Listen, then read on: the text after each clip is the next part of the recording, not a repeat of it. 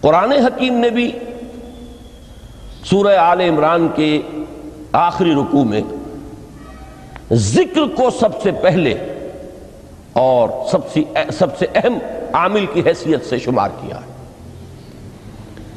چنانچہ اس کی پہلی آیت جو ہے سورہ آل عمران کے آخری رکوع کی، اس میں تو وہی مضمون جو میں بیان کر چکا وہ آیا ہے، ان فی خلق السماوات والارض واختلاف اللیل والنہار لآیات لأولی الالباب۔ یقیناً آسمان اور زمین کی تخلیق میں اور دن اور رات کے الٹ پھیر میں نشانیاں ہیں ہوش مندوں کے لیے۔ ان کے ذریعے سے انسانی شعور کے اندر وہ معرفت رب اجاگر ہوگی۔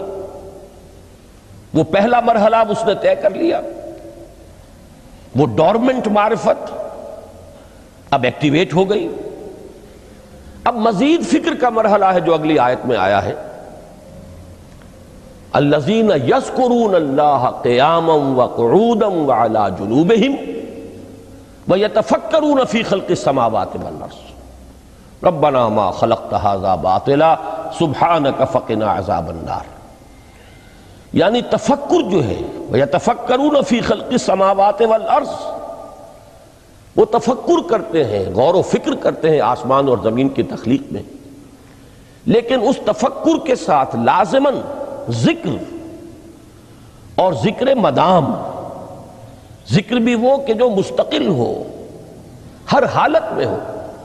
الذین یذکرون اللہ قیاما وقعودا وعلی جنوبہم، وہ لوگ کہ جو اللہ کو یاد رکھتے ہیں، اللہ کا ذکر کرتے ہیں، کھڑے ہوئے بھی، بیٹھے ہوئے بھی، اور اپنے پہلوؤں کے بل یعنی لیٹے ہوئے بھی۔ اب ان تین کے سوا تو کوئی پوزیشن انسان کی نہیں ہے، اسی کا نام ہے دوام ذکر۔ اور اس کے ساتھ اگر وہ تفکر کرتے ہیں تو ان کا فکر اگلی منزل تک پہنچتا ہے۔ تو پہلی شے تھی فکر انسانی کی صحیح رخ پر مزید پیش قدمی اور پیش رفت، اور اس کے لیے لازم ہے ذکر و فکر کا امتزاج۔ دوسری چیز کو لیجئے عمل کی درستی۔ اس عمل کی درستی کے لیے اللہ تعالیٰ کے ساتھ ایک گہرے تعلق کی ضرورت ہے، اس لیے کہ صبر کی بحث میں یہ مضامین شاید آپ کے سامنے آ گئے ہوں کہ صبر جہاں مصیبت پر صبر ہوتا ہے، تکلیف پر صبر ہوتا ہے، اللہ کے احکام پر جمنا یہ بھی صبر ہے، نفس کی خواہشات کی باغ کو تھام کر رکھنا، کھینچ کر رکھنا یہ بھی صبر ہے، اور استقامت کسی شے پر قائم رہنا یہ بھی صبر ہے۔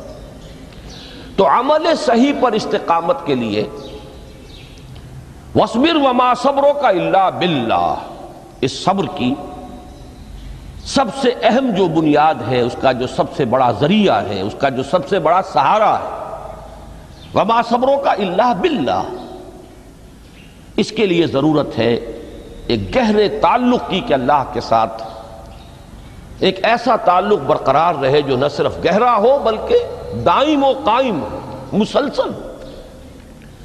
ذرا ذہول ہوگا، تعلق مع اللہ میں ذرا کمی آئے گی، شیطان کا وار کاری ہو جائے گا۔ اسی کو حضور نے حدیث میں یوں تعبیر کیا ہے تمثیلاً کہ جو دل اللہ کی یاد سے غافل ہے اس پر، فارسی کا وہ مقولہ بھی ہے کہ خانہ خالی را دیو می گیرت، گھر خالی رہے تو جنات اس پر دیو جو ہے آ کر قبضہ جما لیتے ہیں۔ تو خانہ قلب جو ہے اگر یاد خداوندی سے خالی ہو گیا تو شیطان ابلیس لعین اپنی تھوتنی ٹکا دیتا ہے۔ یہ لفظ آتا ہے سور کے منہ کے لیے تھوتنی، جس طرح اس کا نکلا ہوا سا منہ ہوتا ہے آگے، تو یہ لفظ استعمال کیا گیا کہ وہ اپنی تھوتنی انسان کے دل پر جما کر اور پھونکے مارنی شروع کر دیتا ہے۔ تو شیطان کو موقع ہی تب ملتا ہے جب انسان کے تعلق مع اللہ کے اندر کمی ہو، وہ خانہ بالکل خالی ہو گیا ہو یا اتنا ضعیف ہو گیا ہو کہ کل عدم ہو جائے، گویا کہ نہیں۔ تیسری چیز کی طرف آئیے روحانی ترقی، روحانی ترقی کے لیے میں ایک اصطلاح کے سامنے لا رہا ہوں. اس سے مراد کیا ہے؟ روحانی ترقی کے لیے ہماری دینی اصطلاح ہے تقرب الی اللہ، اللہ سے قریب تر ہوتے چلے جانا. اس پر میرا ایک کتابچہ بھی ہے. تقرب الی اللہ کے دو مدارج، دو درجے، جو در حقیقت ایک حدیث نبوی علیہ الصلاۃ والسلام ہی پر مبنی ہے کہ حضور نے ایک درجہ قرار دیا ہے تقرب بالفرائض، فرائض کے ذریعے سے انسان اللہ کا قرب حاصل کرے. ایک ہے تقرب بالنوافل، نوافل کے ذریعے سے اللہ کا قرب حاصل کرے. ان میں کیا نسبت و تناسب ہے؟ اہمیت کے اعتبار سے کون بڑھ کر ہے؟ بلندی کے اعتبار سے کون بڑھ کر ہے؟ یہ تمام مسائل میں نے اپنی اس تقریر میں بیان کیے تھے جو اس کتابچے میں شائع ہوئی ہے. اس وقت میں اس کی تفصیل میں نہیں جا رہا، صرف یہ تذکرہ اس لیے کر رہا ہوں کہ جن کو بھی خواہش ہو جائے وہ اس کا مطالعہ کرے. ہماری اس وقت کی گفتگو سے وہ کتابچہ اس جگہ پر منسلک ہوگا. تو تقرب الی اللہ، یہ تقرب کوئی فزیکل فینومینن نہیں ہے، جسمانی یا مادی مسئلہ نہیں ہے. اللہ سے قرب یہ نہیں ہے کہ کوئی کروڑوں میل کا فاصلہ ہے، اب ہمیں کوئی رسی پر چڑھنا ہے اوپر بڑی محنت اور مشقت سے. فصل تو ہے ہی نہیں، فاصلہ ہے ہی نہیں، بعد ہے ہی نہیں. نحن اقرب الیہ من حبل الورید، ہم تو انسان سے اس کی شہرگ سے بھی زیادہ قریب ہیں. ہوا معکم اینما کنتم، وہ تو تمہارے ساتھ ہی ہوتا ہے جہاں کہیں بھی تم ہو. بس صرف یہ کہ تمہاری توجہ نہیں ہوتی، تم اور چیزوں میں مشغول و مصروف رہتے ہو، تم ہماری طرف دھیان ہی نہیں دیتے، تم ہماری طرف متوجہ ہی نہیں ہوتے. ہم تو مائل بے کرم ہے، کوئی سائل ہی نہیں، راہ دکھلائیں کسے رہنو منزل ہی نہیں. انسان جب متوجہ ہو جاتا ہے اور بڑھتا ہے، آگے پیش قدمی کرتا ہے روحانی اعتبار سے، تو یہ ہے در حقیقت تقرب الی اللہ، اور اسی کو ہم کہیں گے روحانی ترقی. اب ان تین چیزوں کو اگر آپ نے ذہن میں جما لیا، پھر میری بات کی ترتیب اس کو ذہن میں قائم کیجئے. ہم چلے کہاں سے؟ کہ دین کے ساتھ اصل مناسبت فلسفے کی نہیں، حکمت کی. نمبر 2، حکمت قرآنی کا پہلا اور اہم ترین اور بنیادی مسئلہ معرفت رب کا حصول ہے. اس کا نتیجہ شکر خداوندی ہے. اس کا ذریعہ آیات آفاقی، آیات انفسی، اور سب سے بڑھ کر آیات قرآنیہ ہیں جو الذکر ہے، جو تذکرہ ہے، جو ذکرہ ہے. لیکن اس پہلے مرحلے کو اگر کوئی انسان بفضل ہی تعالی، اللہ کے فضل و کرم سے طے کر لے، اب اس کے سامنے تین مسئلے. فکر کی مزید پیش رفت، مزید پیش قدمی صحیح رخ پر، اس کے لیے ذکر اور فکر دونوں کا امتزاج لازمی ہے. فقر قرآن اختلاط ذکر و فکر. الذین یذکرون اللہ قیاما وقعودا وعلی جنوبہم ویتفکرون فی خلق السماوات والارض. دوسری شے عمل کا درست رہنا، نہ افراط و تفریط ہو، عدم توازن ہو، نہ انسان نفس سے مغلوب ہو جائے، نہ انسان جذبات کی رو میں اندھا ہو جائے، نہ انسان ماحول سے مرعوب ہو کر متاثر ہو جائے. صحیح رخ پر اس کا عمل. نمبر 3، روحانی ترقی، جو اصل حاصل ہے، جو اصل مقصود ہے. نمبر 2 چیز کے لیے تعلق مع اللہ ضروری، نمبر 3 کے لیے تقرب الی اللہ ضروری. اب غور کیجئے، ان تینوں چیزوں کا بڑا گہرا تعلق ہے نماز کے ساتھ. ان تینوں کے لیے ستون کی حیثیت نماز کو ہے. لہذا ایمان کے بعد یا معرفت رب کے بعد حکمت دین کا اہم ترین مسئلہ نماز، صلاۃ. اس لیے کہ ایک طرف یہ انسان کو اللہ کے ساتھ ایک گہرے تعلق کا ذریعہ فراہم کرتی ہے. اپنے تمام مصروفیات میں سے ان مشغولیتوں میں جن میں گم ہونے کا خدشہ ہوتا ہے، نکلو۔ 24 گھنٹے کے معمولات میں سے کم 5 مرتبہ تو لازماً نکلو، اور اپنے آپ کو ذرا، اپنے حواس کو بھی، اپنی باطنی کیفیات کو بھی ذرا تازہ کرو۔ اگر کوئی گندگی، نجاست، کسی طرح کی ناپاکی کا کوئی معاملہ ہے، طہارت حاصل کرو۔ طہارت سے تمہارے اندر روح کو بھی بالیدگی ہوگی، تمہارے حواس بھی تازہ ہوں گے، تم گویا کہ بحیثیت کل تمہاری ہستی چاق و چوبند ہو جائے گی۔ وہ کسل، وہ سستیاں، وہ جو ایک کثافتیں ہوتی ہیں، ان سب سے نجات حاصل کرو، اور اب اپنے رب کے حضور میں کھڑے ہو جاؤ، اس کے ساتھ اپنا عہد بھی تازہ کرو، اس کی اہم صفات کو بھی اپنے ذہن میں پھر مستحضر کرو۔ یہی وجہ ہے، دیکھیے میں نے جو آیات آپ کو شروع میں سنائی تھی، سورہ لقمان کی 2 آیتیں، پہلی آیت میں اس کا ترجمہ کر چکا، دوسری آیت وَلَقَدْ وَإِذْ قَالَ لُقْمَانُ لِابْنِهِ وَهُوَ يَعِظُهُ يَا بُنَيَّ لَا تُشْرِكْ بِاللَّهِ إِنَّ الشِّرْكَ لَظُلْمٌ عَظِيمٌ۔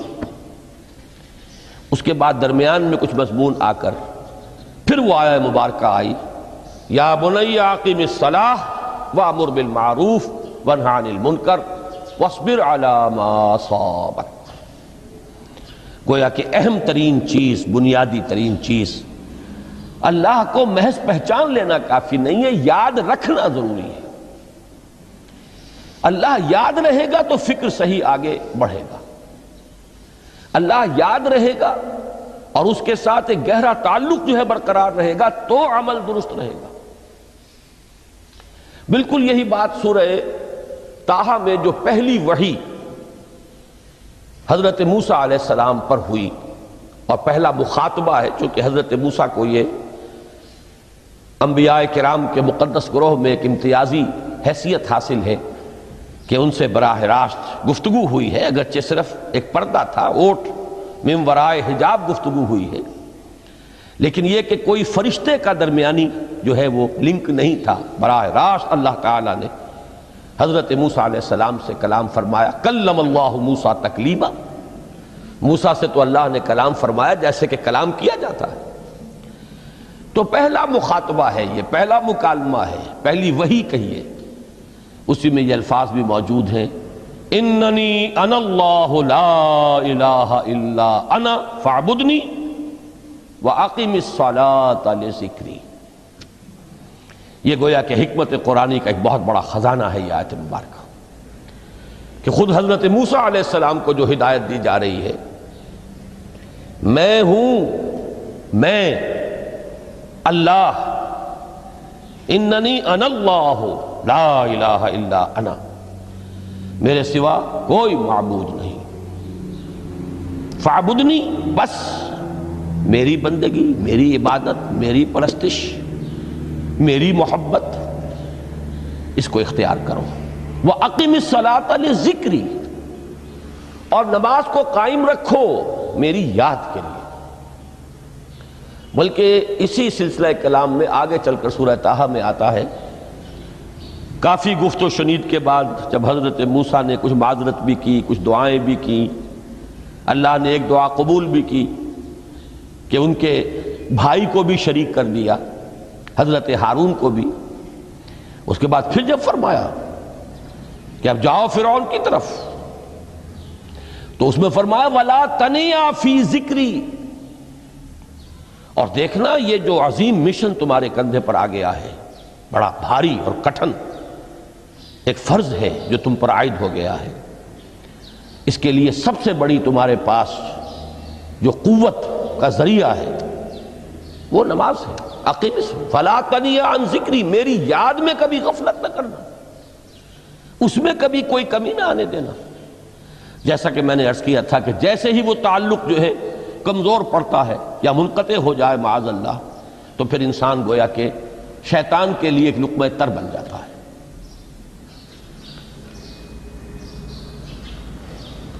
اب آپ غور کیجئے، تیسری شے تقرب الی اللہ، اس کے حوالے سے بھی جو فرائض اور نوافل کی بات ہے اس کو اس وقت ذہن سے نکال کر یہ سمجھیے کہ اس میں نماز کا کیا مقام ہے، اس لیے کہ نماز فرض بھی ہے، نماز نفل بھی ہے، وہ تو ان دونوں میں شریک ہو جائے گی۔ اب اس کو لفظ صلاۃ کے حوالے سے آپ ان دونوں چیزوں کو سمجھیے۔ صاد لام واو یا یہ چونکہ حروف علت ایک دوسرے سے بدلتے رہتے ہیں، یہ جو مادہ ہے اس کی جو خالص لغوی اصل ہے، جو خالص عربی زبان میں اس کا بنیادی مفہوم ہے، وہ آگ جلانا یا آگ تاپنا یا آگ سینکنا، حرارت حاصل کرنا۔ لہذا بار بار آتا ہے جہنم کے ذکر میں، اسلوہا، اب جلو اس میں، تاپو اس کو، یہ سینکے گی تمہیں۔ بلکہ تفتلون کا لفظ آیا ہے حضرت موسیٰ کے کلام میں، جب وہ گئے تھے کوہ طور پر، جب پہنچ گئے تو تھے آگ تک کی تلاش میں، لعلکم تستلون، تو اپنے اہل خانہ سے یہی کہا تھا کہ مجھے کہیں وہ روشنی نظر آ رہی ہے، غالباً کوئی وہاں سے آگ مل سکے گی، ورنہ یہ کہ کوئی رہنمائی کو رستہ مجھے مل سکے گا، میں وہ آگ لے آؤں گا، کوئی چنگاری وہاں سے لے آؤں، لعلکم تستلون، تاکہ تم، اب یہ اصطلاح در حقیقت باب افتعال ہے، اور یہ تے یہاں پر توئے کی شکل اختیار کر گئی، تا نے توبن کی صورت اختیار کی صاد کی وجہ سے۔ بہرحال اس کا سب سے بنیادی مفہوم جو ہے وہ ہے تاپنا، سکائی حاصل کرنا، حرارت۔ اس کے حوالے سے سمجھ لیجئے کہ سب سے بنیادی تعلق اس کا جو ہے وہ روح کے ساتھ ہے۔ روح میں محبت خداوندی کی آگ اگر ٹھنڈی پڑ گئی ہو، اگر محبت خداوندی کی حرارت میں کمی ہو رہی ہو، تو اس کو اثر نو، جس کو کہ میں آج سوچ رہا تھا تو ایک لفظ ذہن میں آیا کہ جیسے بیٹری اس کو ریچارج کیا جاتا ہے، اسی طریقے سے روح کے اندر محبت خداوندی کی اس حرارت کو اثر نو تازہ کرنا، یہ ہے در حقیقت نماز کا اصل مقصد۔ اس لیے کہ اس لفظ کا بنیادی مفہوم، اصل لغوی مفہوم تو یہ،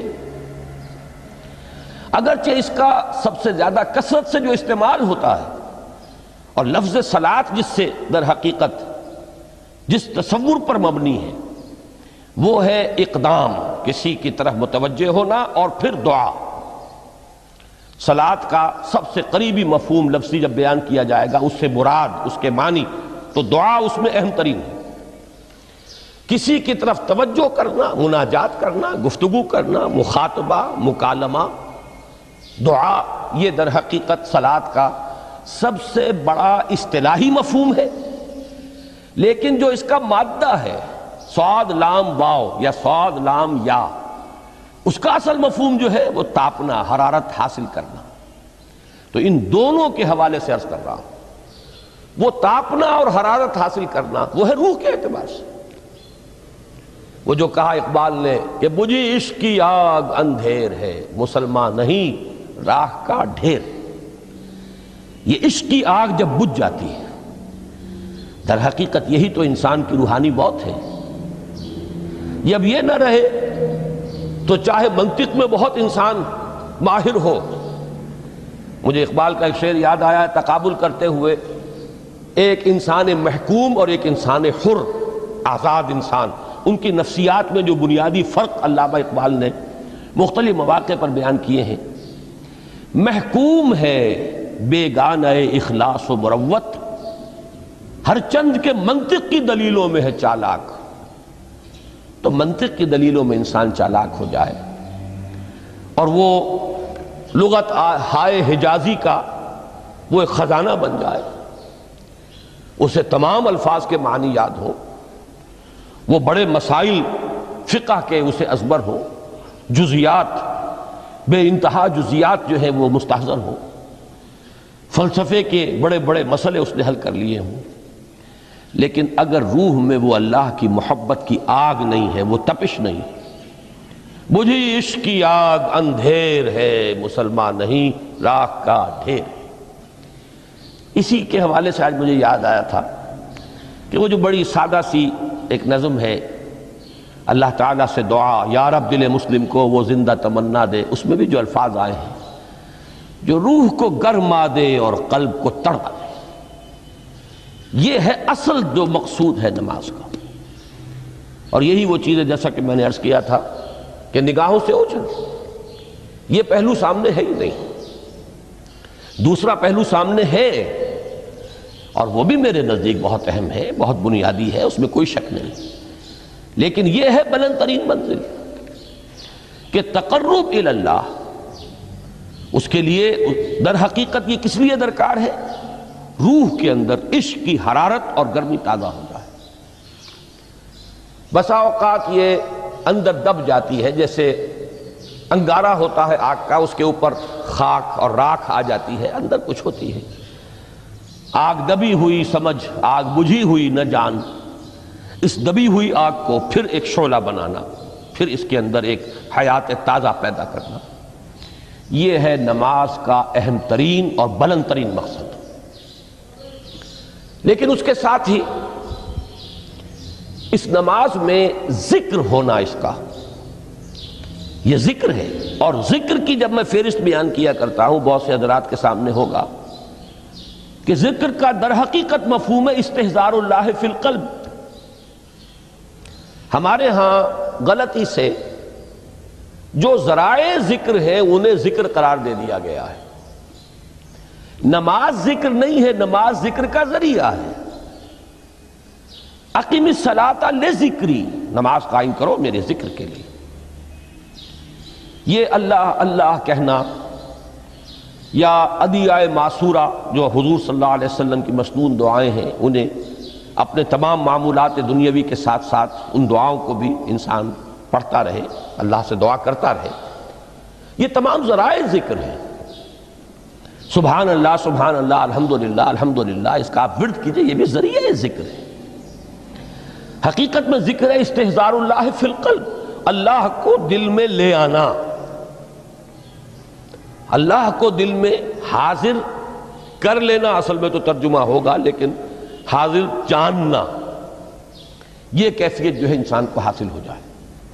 اب اس کے حوالے سے ذرا بات سمجھیے کہ ایک تو میں عرض کر چکا ہوں مجسم ذکر تو قرآن ہے، لہذا ذکر کی فہرست جب آپ کریں گے ذرائع ذکر تو ان میں سب سے پہلے قرآن آئے گا، اس لیے کہ وہ ہماری حکمت کے پہلے مسئلے کو حل کر رہا ہے، بنیادی مسئلہ، اہم ترین مسئلہ۔ دوسرے نمبر پر ذکر جو ہے، اب اس کے لیے کچھ اصطلاحات جو میرے مختلف دروس میں شاید آپ کے سامنے بعد میں آئیں یا پہلی آ چکی ہوں، ان کے حوالے سے میری بات سمجھیے۔ ایک ذکر غیابی ہے، تھرڈ پرسن میں، صیغہ غائب میں اللہ کی یاد کرنا، اللہ اکبر اللہ اکبر اللہ اکبر۔ ابھی اللہ اکبر جو ہے یہ جملہ اسمیہ خبریہ ہے، ایک حقیقت کی تکرار آپ کر رہے ہیں، اللہ سب سے بڑا ہے، اللہ سب سے بڑا ہے، سبحان اللہ سبحان اللہ سبحان اللہ۔ یہ در حقیقت ذکر غیابی ہے کہ آپ اس میں مخاطب نہیں ہے اللہ سے، ایک ذکر خطابی کہیں یا ذکر حضوری کہیں، جس میں مکالمہ ہوتا ہے، جس میں گفتگو ہوتی ہے۔ تو نماز در حقیقت ذکر حضوری اور ذکر خطابی کی بلند ترین شکل ہے۔ اس لیے میں نے عرض کیا تھا کہ نماز کے لفظ یا صلاۃ کے لفظ، یہ اصطلاحی معنی جو اکثر و بیشتر کیے جاتے ہیں وہ ہے دعا، اور دعا میں ہوتا کیا ہے؟ مکالمہ ہے، مخاطب، اے اللہ، اے میرے رب، اے پروردگار۔ پھر یہ کہ اس میں اقدام اور کسی کی طرف متوجہ ہونا، یہی وجہ ہے کہ افتتاح صلاۃ، نماز کو شروع کرنے کے لیے ایک تو وہ الفاظ جو قرآن مجید میں آئے ہیں، انی وجہت وجہی للذی فطر السماوات والارض حنیفا وما انا من المشرکین، یہ ہے توجہ کا ارتکاز، بشرطے کہ یہ صرف الفاظ ہی نہ نکل رہے ہوں، واقعتاً یہ تعبیر ہو اس وقت کی انسان کی نفسیاتی کیفیت کی، کہ شعوری طور پر وہ فیصلہ کرتا ہے کہ اب میں منقطع ہو رہا ہوں، ہر چہار طرف سے اپنی توجہ کو ہٹا کر، ہر مسئلے سے اپنے آپ کو خالی و ذہن کر کے یعنی ظاہری اور باطنی دونوں اعتبار سے میں اپنی توجہ کا ارتکاز کر رہا ہوں اس ذات کی طرف جس نے آسمانوں اور زمین کو پیدا کیا، اور بالکل یکسو ہو کر رہا ہوں۔ انی وجہت وجہی للذی فطر السماوات والارض حنیفا وما انا من المشرکین۔ اور دوسری وہ جو دعا جس سے ہم افتتاح کرتے ہیں اپنی نماز کا، دیکھیں اس میں خطاب کا کس قدر اہتمام، وہاں سبحان اللہ نہیں ہے، سبحانک اللہم، پاک ہے تو اے رب ہمارے، وبحمدک وتبارک اسمک وتعالی جدک۔ اب آپ غور کر رہے ہیں، یہ ہے تخاطب، براہ راست مخاطب ہونا ہو رہی ہے۔ تو سب سے پہلی بات تو یہ ہوئی کہ ذکر کی ایک شکل ہے ذکر غیابی، دوسری ذکر حضوری، اور ذکر حضوری یا ذکر خطابی کی بلند ترین منزل، بلند ترین اس کا ذریعہ نماز۔ اس کو ایک پہلو سے اور سمجھ لیجئے، سورہ فاتحہ جب پھر ہم پڑھتے ہیں جسے الصلاۃ کہا گیا ہے، جو لب لباب ہے، خلاصہ ہے، اس میں پھر تدریجاً غیاب سے حضور کی طرف پیش قدمی ہوتی ہے۔ الحمدللہ رب العالمین الرحمن الرحیم مالک یوم الدین، یہ ذکر غیابی ہے، اس میں ابھی خطاب نہیں آیا، یہ وہی جملہ اسمیہ ہے۔ کل تعریف اس اللہ کے لیے ہے جو تمام جہانوں کا پروردگار ہے، مالک ہے، جو رحمان ہے، رحیم ہے، جزا و سزا کے دن کا مختار و مالک ہے۔ اب یہ غیاب سے حضور کی طرف، ایاک نعبد و ایاک نستعین اہدنا الصراط المستقیم، یہ ہے وہ۔ اب پہلے ایک معاہدہ ہے، ایک اقرار ہے، اعتراف ہے، وعدہ ہے، اور پھر دعا ہے، استدعا ہے کہ حضور نے فرمایا، یقول اللہ تعالی، اللہ یہ فرماتا ہے، اسی لیے اس کو حدیث قدسی کہیں گے، قسمت الصلاۃ بینی و بین عبدی نصفین، میں نے نماز کو اپنے اور اپنے بندے کے مابین آدھا آدھا تقسیم کر دیا ہے۔ اب یہاں تک تو جملہ ہے اللہ کا، یہ ہے حدیث قدسی۔ اب آگے جو ہے نریشن اس کی جو ہے حضور صلی اللہ علیہ وسلم کی جانب سے ہے، یعنی خبر دے رہے ہیں وہ اللہ کی طرف سے ہی۔ ویسے تو تمام احادیث ہی گویا کہ ہم سمجھتے ہیں انسپائرڈ تو اللہ کی طرف سے ہی ہے، لیکن یہ کہ جہاں صراحت ہو کہ اللہ کہتا ہے وہ حدیث قدسی ہے۔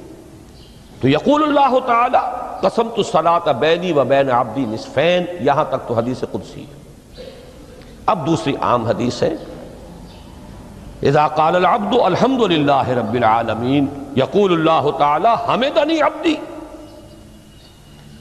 جب بندہ کہتا ہے الحمدللہ رب العالمین، پروردگار کہتا ہے میرے بندے نے میری حمد کی۔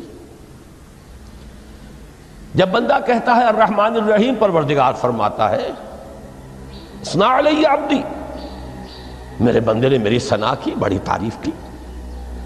جب بندہ کہتا ہے مالک یوم الدین، اللہ فرماتا ہے مجدنی عبدی، میرے بندے نے میری بڑی بزرگی بیان کی ہے، تمجید کی ہے۔ پھر جب بندہ کہتا ہے ایاک نعبد و ایاک نستعین، اللہ فرماتا ہے ھذا ما بینی و بین عبدی ولعبدی ما سأل، یہ ہے میرے اور میرے بندے کے درمیان۔ یہ تو معاہدہ ہے نا، معاہدے میں تو دو فریق جکڑے جاتے ہیں، بند جاتے ہیں، یہ میرے اور میرے بندے کے درمیان ہے، اور میرے بندے نے جو طلب کیا میں نے دیا، اس لیے کہ اس میں طلب بھی تو ہے، ایاک نستعین، تیری مدد چاہتے ہیں، یہ طلب ہے۔ اسی کی شرح ہے جو اب آخری تین آیتیں ہیں، پروردگار ہم تیری مدد چاہتے ہیں، پروردگار ہم تیری ہی بندگی کرتے ہیں اور کریں گے، اور تیری ہی مدد چاہتے ہیں، چاہیں گے۔ اگر حال میں اس کا ترجمہ کریں گے، زمانہ حال کے اعتبار سے، اس لیے کہ فعل مضارع میں تو دونوں موجود ہیں، شامل ہیں، تو یہ ایک اعتراف ہے، اظہار حال ہے۔ اللہ کرے کہ وہ واقعتاً صحیح اظہار حال ہو، ہم واقعی اللہ کی بندگی کرتے ہوئے یہ کہیں کہ ایاک نعبد، ورنہ اگر ہماری اصل صورتحال سے وہ مطابقت نہ رکھتا ہو تو پھر تو ایک طرح کا جھوٹ ہو جائے گا، غلط بیانی ہو جائے گی۔ ایاک نعبد، تیری ہی بندگی کرتے ہیں، اور مستقبل میں کیجئے، کریں گے، یہ ہے عہد۔ تیری ہی مدد چاہتے ہیں، تجھی سے مدد طلب کرتے ہیں، تجھی سے مدد چاہتے رہیں گے۔ اس کے لیے فرمایا وَلِعَبْدِ مَا سَأَلَ، اور پھر اس کے بعد وہ استدعا ہے اهدنا الصراط المستقیم صراط الذین انعمت علیہم غیر المغضوب علیہم ولا الضالین۔ اس حدیث میں اس کو ایک ہی جملے کو لیا گیا ہے، ایک ہی جملے کی حیثیت سے۔ جب بندہ یہ کہتا ہے تو اللہ فرماتا ہے ھذا لعبدی ولعبدی ما سأل، یہ خالص میرے بندے کے لیے ہے۔ اس بندے نے ایک درخواست پیش کی ہے اور میں نے گرانٹ کی، وہ اپلیکیشن، وہ ریکویسٹ گرانٹڈ، ہم نے دے دی۔ ولعبدی ما سأل، یہ ہے اس کی تاثیر کا عالم، بشرطے کے معاملہ وہ شعور کے ساتھ، بشرطے کے مطابقت ہو ظاہر اور باطن کی، بشرطے کے مطابقت ہو قول اور فعل کی، تو اس کا اتنا اونچا مقام ہے کہ ایک ایک جملہ ادھر ادا ہوا، ادھر اللہ کی طرف سے ریسپانس مل رہی ہے۔ افلاک سے آتا ہے نالوں کا جواب آخر، اٹھتے ہیں حجاب آخر، کرتے ہیں خطاب آخر،